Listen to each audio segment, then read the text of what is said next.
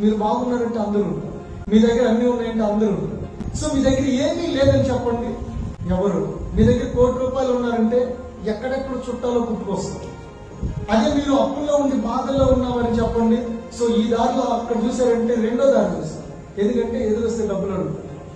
So మీరు బాగుంటే అందరూ ఉంటారు, మీరు మంచిగా ఉంటే అందరూ ఉంటారు, మీ దగ్గర అన్ని ఉంటే అందరూ ఉంటారు. ఏమీ లేవని చెప్పండి, నిజమైన చుట్టాలు బయటపడతారు. మీరు బాధల్లో ఉన్న విషయాన్ని చూడండి, అప్పుడు నిజమైన బంధువులు బయటకు వస్తారు. కాబట్టి మీరు నవ్వుతుంటే అందరూ వస్తారు, కానీ ఏడ్చేటప్పుడు కొందరు మాత్రమే వస్తారు.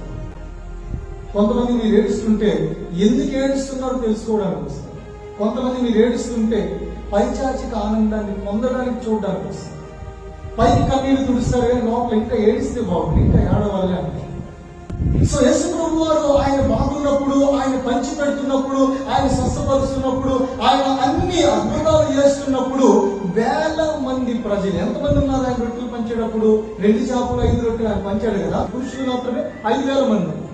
ఆయన అద్భుతం చేసినప్పుడు చాలా మంది ఉన్నారు, కానీ ఆయన సిలువ దగ్గరికి వెళ్ళినప్పుడు మాత్రము 2 ఉన్నారు. ఎప్పుడైతే ఆయన కష్టపడడం ప్రారంభించాడో కష్టాలు అందరూ విడిచిపెట్టారు.